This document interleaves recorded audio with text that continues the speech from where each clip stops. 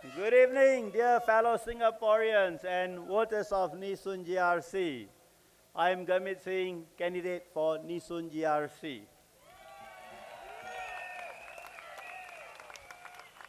Before I proceed further, I would like to address some confusion with regards to the identity of my name.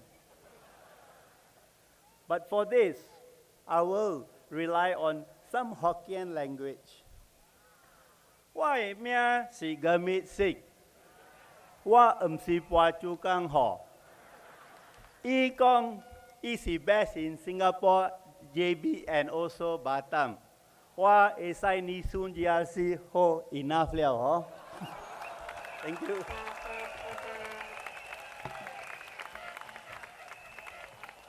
Now, as that confusion has been cleared, I would like to address an issue that has been cropping up over the last few days.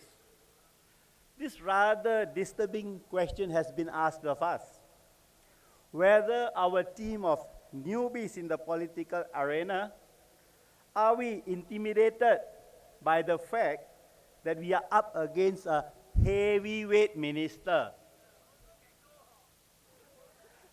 Yes, we heard in the last election that a foreign minister can be dispensable. Yes, thank you. Our team is nothing but a group of ordinary Singaporeans who are here to try and be a voice for Singaporeans and Yishun GRC. We heard in the last election from our dear PM Lee Hsien Loong that PAP politicians are our servants and we Singaporeans are their masters. Have you ever seen a master being intimidated by his servant? I am sure not. In my introductory speech as a candidate, I had said that one issue which I'm passionate about is the challenging circumstances that professionals, managers, executives, and technicians, who we refer to as PMETs, face after having to compete for jobs together with foreigners. I said this, and some people felt that the words were rather strong. I said that we should guard Singaporeans' right to jobs jealously, as some other countries do, something that I experienced firsthand in Australia. Despite the implementation of our fair consideration framework, which is aimed at making firms consider Singaporeans fairly for a job, problems remain. Let me explain.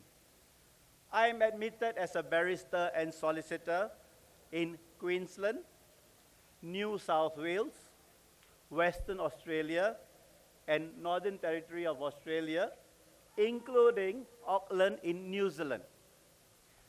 However, despite having spent several years studying in Australia and subsequently through long-distance study as a full-time working person supporting a family, I have not worked a single day in Australia. In Western Australia, I did my study requirements. After that, I was required to do an article clerk's job for 1 year before getting admitted. I went knocking on several doors, and all of them gave me the same response. They said, our jobs are first and foremost for Australians. I found out later that any Australian firm that wanted to employ me would have to justify to their government,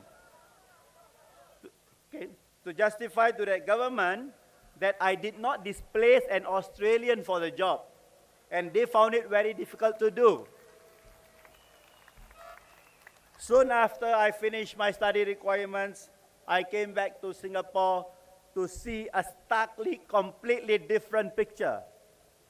I was sitting at home unemployed for months, even after sending out hundreds of job applications. There were hardly any interviews. Getting a job almost seemed like an impossible dream.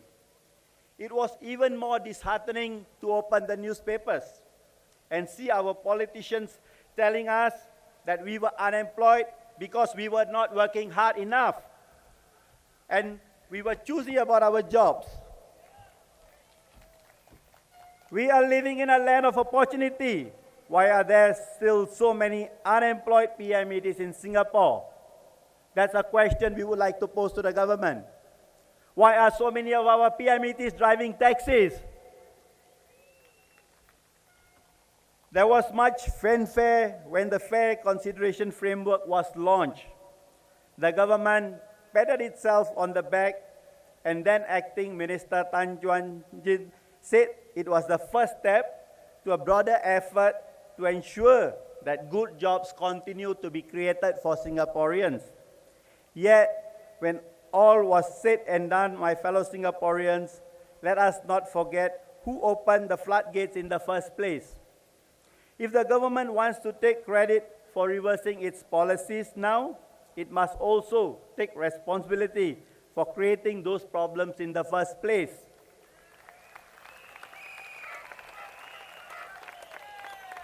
Is the government sincere about protecting our workers from unfair competition? I think I agree with you there.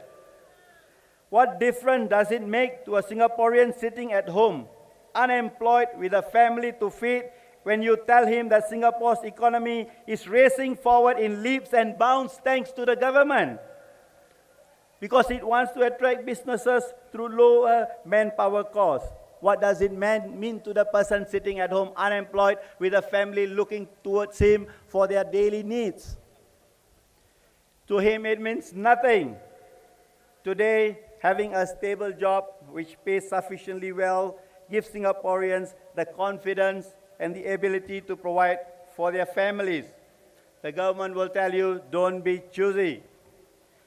But is it fair to blame Singaporeans for being unhappy when they see foreigners with dubious degrees securing well-paid jobs in Singapore and building comfortable lives for their families? Is this acceptable to Singaporeans? Is that how we want our government to treat us?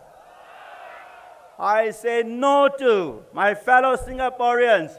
Vote for the Workers' Party on 11 September, and we will fight together to empower your future. Thank you.